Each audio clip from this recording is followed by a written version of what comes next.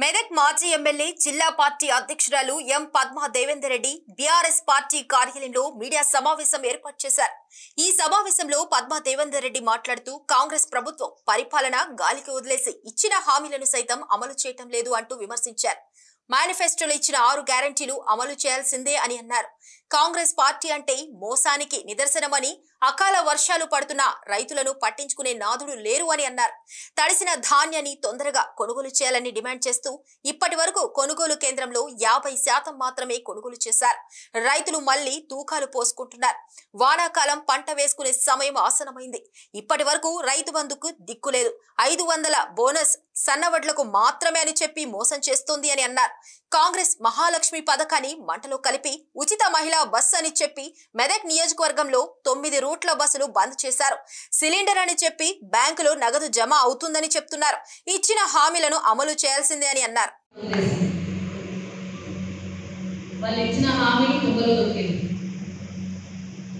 ఎలక్షన్లకు ముందు మేనిఫెస్టో కావచ్చు, 6 గ్యారెంటీలు కావచ్చు, 420 హామీలు కావచ్చు, ఒక రకంగా ఉంటే గెలిచిన తర్వాత ప్రభుత్వం ఏర్పడిన తర్వాత ఆ హామీలన్నింటినీ కూడా తొందరలోకి మాట మార్చి ప్రజలను మోసం చేసే ప్రక్రియ మొదలైంది. కాంగ్రెస్ పార్టీ అనేది మోసానికి నిదర్శనంగా నిలిచింది.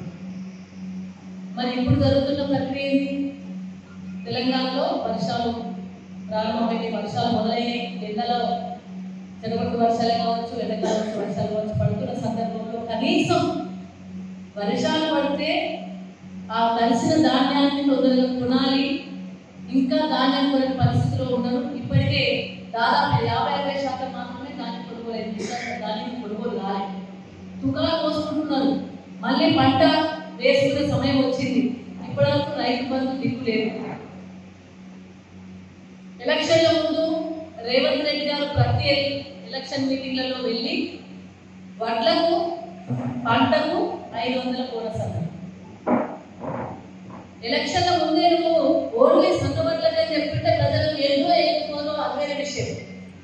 కానీ నువ్వు ఎలక్షన్ల ముందు సొంత వడ్లకే మెన్షన్ చేయకుండా పంటకు 500 ఇస్తా బోనస్ అని చెప్పేసి, వడ్లకు 500 ఇస్తా బోనస్ అని చెప్పేసి ఎలక్షన్లు అయిపోయి ప్రభుత్వం వచ్చింది. ప్రభుత్వం వచ్చినాక ఇప్పుడు మళ్ళా సొంత వడ్లకు మాత్రమే చెప్పి రైతులకు మోసం చేస్తుంది రేవంత్ రెడ్డి ప్రభుత్వం.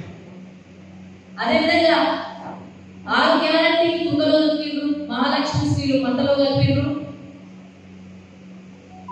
ఒక బస్సు ఫ్రీ బస్ అని చెప్పేసి దాదాపు మెదక్ నియోజకవర్గాన్ని చూసుకున్నా సరే ఒక 9 రూట్ల బస్సులు పట్టేసి బండ్ల రాష్ట్రాలకు కొనిటోళ్ళు లేరు, కొండలకు కొండ ఆడేటోళ్ళు లేరు. అధికారులు పరిపాలన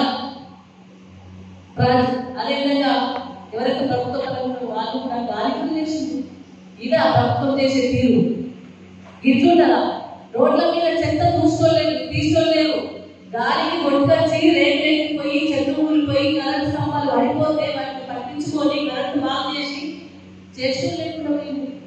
ఎక్కడైనా పోల్ ఇబ్బంది వస్తే పోల్ వంగిపోతే పోయి అధికారులు కేసీఆర్ పరిపాలనలో పోయి అధికారులు అక్కడ స్పందించి ప్రజాప్రతినిధులు పట్టించుకొని చేయించుకోండి. ఇప్పుడు పట్టించుకుంటూ లేరు. ఆ రూట్లకి బస్సు పోతలేవు, జంగరాయికి బస్సు పోతలేవు, అంటే చాలిపేట బస్సు పోతలేవు అంటే మేము అన్ని క్లియర్గా ఆ రూట్లను తెలుసుకొని మాట్లాడుతున్నాం. బస్సులు పోని పరిస్థితి కల్పించి బస్సు ఫ్రీ అన్నారు. మహాలక్ష్మి స్కీమ్ ఇస్తాను మంటలో కలిపేసిండ్రు, అక్క చెల్లెలు మోసం చేసిండ్రు. సిలిండర్ అని చెప్పేసి ఎలక్షన్ల ముందు మేము సిలిండర్ మీకు బ్యాంకులో మాత్రమే డబ్బులు వేస్తాం, సిలిండర్ తెచ్చుకోమని చెప్తే పర్వాలేదు. కానీ ఇప్పుడేం చెప్తున్నారు? మీరు సిలిండర్ బుక్ చేసుకొని మీ బ్యాంకులో ఖాతాలో పైసలు పడతాయి. అదేవిధంగా కరెంట్ బిల్ 200 యూనిట్లు ఫ్రీ అన్నారు. ఇప్పటివరకు 0 బిల్ అన్నారు. ఇప్పటివరకు దానికి క్లారిటీ లేదు. ఒకరికి అయింది, ఒకరికి కాలేదు. అది కూడా ఇబ్బందికరమైన పరిస్థితిలో ఉంది. పంట కొనని పరిస్థితి వచ్చింది. ఇప్పటికి రామతీర్థం గ్రామంలో ఇప్పటికీ పంట యథావిధిగా దారి కాక ప్రజలు ఇబ్బంది పడే పరిస్థితి ఇంకా కనబడతాం. మనోరంగా వేల వస్తుంటే అటు సైడ్ ఇటు సైడ్ పంట ఇంకా కూడా కుప్పలు రాసు పడి ఉన్నది.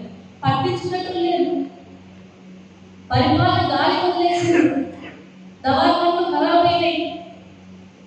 ఎత్తు మూలుగుతుంది అక్కడ. దాన్ని పరిశీలి చేసుకోలేరు.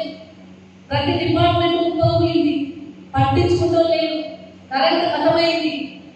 చూసిన లేరు, సంపాదన అయిపోయి ఎవరు పట్టించుకోలేరు, శక్తి ఉంటే లేరు. ఇది పరిపాలన.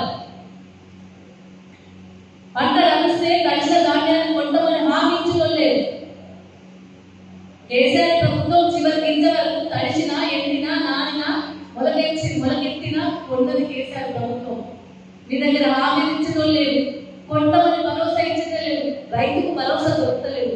రైతు పథకాలు ఉన్న రైతు ఓవైపు అకాల వర్షాలు, పిడుగుబడి పొదలు తెచ్చిపోతే ఆరంభంగా ఇప్పటి వరకు కనీసం వాళ్ళని పట్టించుకొని నష్టపరిహారం ఇస్తామని చెప్పిన నాకు లేదు. ఎలక్షన్లో